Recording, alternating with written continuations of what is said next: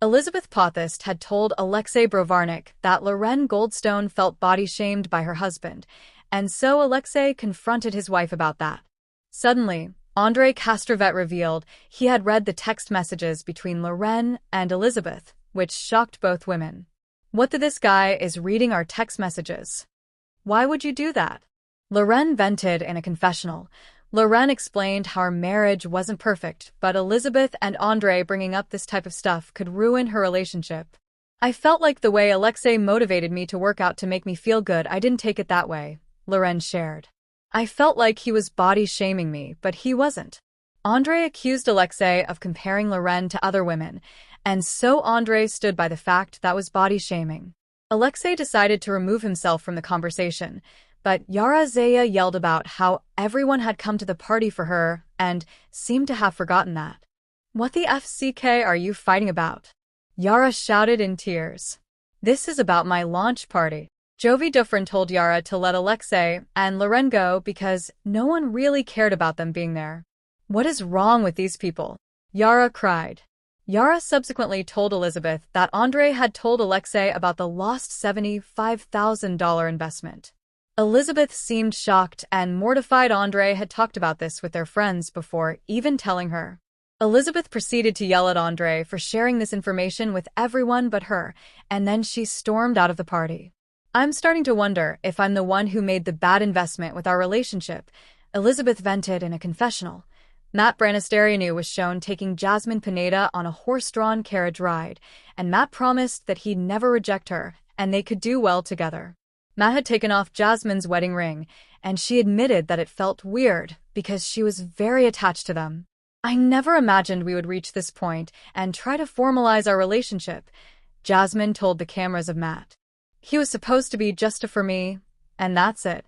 I don't know, it's confusing." Matt also took Jasmine to an early dinner outdoors by a fire pit. Jasmine admitted she didn't know how to treat Matt, and she still had a lot of things to figure out. Jasmine acknowledged that she had a lot of baggage, but Matt assured her that he was okay with it. Jasmine warned Matt that she could be grumpy and temperamental, but Matt felt he already had experience living with Jasmine and he'd be a better match for her. Matt was convinced that he and Jasmine could have a healthy relationship, and she gushed about how he was kind and gave her the best of her life.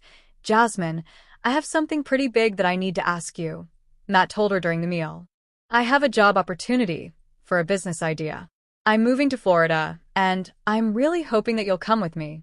Jasmine thought Matt was joking, but he insisted that he wasn't. Matt said he needed to move in a matter of weeks, and he had already signed a lease for a place. "You should have told me this a long time ago. I let you take my wedding ring off," Jasmine complained, adding how she was really freaked out. Matt explained how he needed to continue living his life, and he just wanted Jasmine to join him. Jasmine told Matt how moving was a huge deal and problems were just piling on her.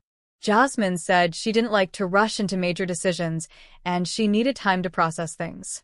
"My marriage is irrevocably broken," Jasmine said. "If the first thing that comes to your mind is Gino, then be with Gino," Matt complained. Jasmine was upset Matt was making important decisions about their life together with even letting her know. Jasmine didn't like this surprise at all, and she refused to give Matt an answer about moving with him. Julia's parents couldn't attend the couple's first wedding due to COVID-19 traveling restrictions, and so Julia was very excited to make these memories for her parents. Betty tried to offer ideas and backup plans in case it rained, but Julia didn't want to hear any of it. "She needs to leave me alone and shut up," Julia snapped in a confessional. Julia's parents thought that Betty tried to control Julia, and Julia agreed.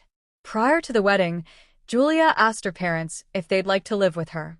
Julia wanted to have their support, and she also acknowledged how she could trust them under any circumstance.